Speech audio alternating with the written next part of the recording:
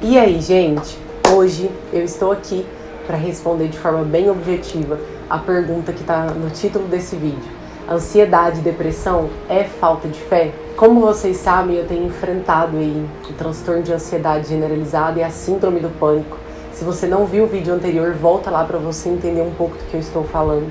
E eu quero responder essa pergunta, porque eu me vi sendo perguntada isso dentro de mim e pelas pessoas também. Quando eu compartilhei a primeira vez no Instagram que eu estava com isso, que eu tinha sido diagnosticada, que eu estava em tratamento, eu recebi muitos comentários de pessoas dizendo que ouviram de outras pessoas: ah, isso é falta do que fazer, você precisa orar mais, tem que confiar mais em Jesus, nós precisamos repreender porque isso é coisa do demônio, esse tipo de comentário.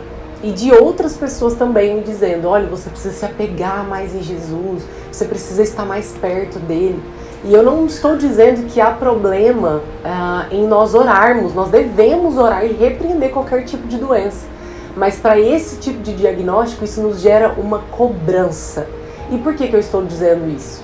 Porque quando eu comecei as crises, tudo aquilo que me pedia, me exigia algum tipo de foco, como a leitura, como eu sentar e ter esse tempo de oração, o próprio trabalho mesmo, isso me gerava muita ansiedade logo as crises.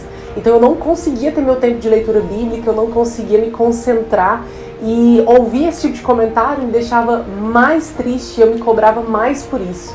Então eu comecei a orar e falar: Jesus, se isso é porque a minha fé está fraca ou é porque eu estou distante do Senhor, agora vai piorar muito, porque eu não estou tendo forças, eu não consigo.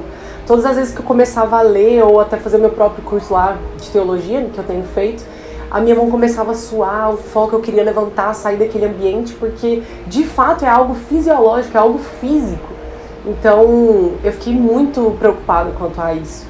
Mas Deus foi tão bom que aos poucos eu fui tendo tempo de meditação e Deus foi falando comigo através de pequenos versículos.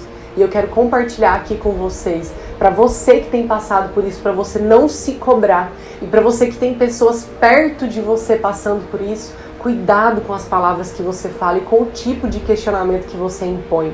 A primeira delas está lá em Eclesiastes 10:11, que diz: afasta o teu coração da ansiedade e acabe com o sofrimento do seu corpo. Isso diz para nós que a ansiedade, ela gera um sofrimento no nosso corpo. Então não é algo da nossa cabeça, não é aquilo que nós deixamos de fazer ou porque nós estamos à toa. Não, a ansiedade, ela de fato gera sintomas físicos. Não é só algo emocional ou algo que nós criamos. Deus falou comigo também através do sofrimento de Jesus. A Bíblia diz que nós temos um sumo sacerdote, que é Jesus, que sabe que é padecer.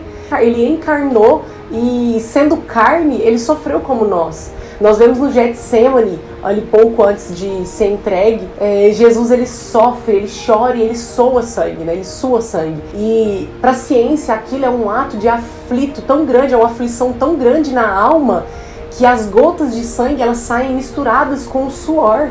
Jesus, a Bíblia diz que ele teve uma angústia mortal, ou seja, ele teve pensamentos de morte. Jesus ali, ele sentiu aflição, ele sentiu angústia. Então Jesus sabe o que é sofrer. Deus também falou muito comigo sobre a nossa mente, a nossa alma, o nosso coração.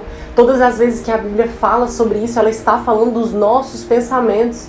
Então ali em Provérbios 4, quando a Bíblia diz: acima de tudo o que você deve guardar, guarde o seu coração. A Bíblia não está falando do órgão que bombeia sangue para você, para o seu corpo. A Bíblia está falando dos seus pensamentos, porque deles procedem toda a vida. Então nós somos seres trinos, nós somos uma tríade: corpo, a alma, que é a nossa mente, as nossas emoções e o nosso espírito. Se nós não cuidarmos da mente, das vontades, que é o nosso pensamento, as nossas emoções, todo o resto vai estar ruim. Então sim, essas doenças psíquicas, ansiedade, depressão, burnout, todas elas são doenças físicas também. Deus falou muito comigo também através da história de Elias. Elias era um homem espiritualmente forte, mas emocionalmente fraco. Nós não podemos dizer que Elias estava longe de Deus ou que Elias não tinha fé. Elias foi um cara que através da palavra dele. Ele disse, não vai chover. E Deus cessou a chuva por 3 anos. Mas olha que legal, Deus cuidava dele. Deus escondeu Elias, ordenou que um pássaro levasse comida para ele. Elias não teve falta de nada, e quando aquilo já não dava mais para sustentar aquela moradia, Deus levou ele até uma viúva.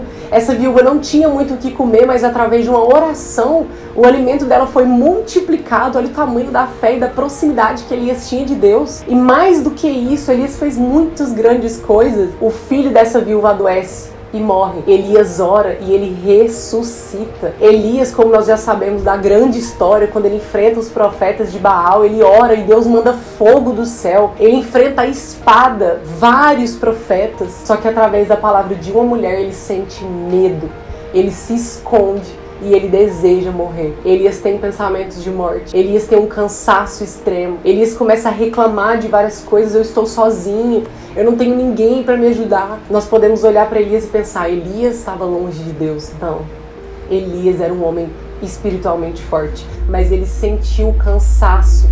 Sabe por quê? A Bíblia diz que Deus vem até ele não através de trovões, de um vento forte, mas através da brisa suave. Então Deus diz para Elias, Elias dorme, Elias descansa, Elias come, Elias respira, Elias descansa um pouco. Então o consolo de Deus para Elias naquele momento foi o descanso, a alimentação, cuide de você. E é tão incrível a Bíblia que Deus diz, Elias, o que você está fazendo aqui? Quando Deus fala o que você está fazendo aqui, nos mostra que Deus não estava fora da caverna. Deus não estava de longe gritando, ei Elias, o que você faz aí dentro da caverna? Não, Deus diz o que você faz aqui, porque Deus estava lá dentro com Elias. Então todos esses transtornos, Deus está conosco, Deus está ao nosso lado. E para encerrar esse vídeo, é uma última passagem que Deus falou muito comigo. Eu fiquei meditando dias e dias. Em Salmos 94, a partir do 17, o salmista diz, quando os meus pés escorregaram, o teu amor leal trouxe alívio para minha alma. Quando a ansiedade me dominava no íntimo, o teu consolo trouxe alívio para minha alma. Em algumas versões, como a King James diz, os teus consolos trouxeram alívio para minha alma. E meditando dias e dias nesse versículo, eu pude entender que os nossos pés escorregam por vezes. Os nossos pés escorregam tem a ver com perder o controle. Você escorrega, você não tem aonde segurar, você não sabe o que fazer, mas o amor leal de Deus, ele te segura, ele te sustenta. E passando por isso, por essa crise de ansiedade, a única coisa que eu sentia naquele momento era a sensação de perder o total controle da situação. Os meus pés escorregaram naquele momento, mas o amor de Deus trouxe alívio para minha alma. E mais profundo do que isso, eu comecei a perguntar, Deus, o que é o teu consolo? O teu consolo é a tua palavra, o teu consolo é a oração, mas eu não consigo nesse momento me aprofundar. E Deus foi falando comigo, o meu consolo é muito mais do que isso. O meu consolo está nas coisas ordinárias. Em um tempo de meditação e oração, eu escrevi um texto que eu queria ler para vocês sobre o que é o consolo de Deus.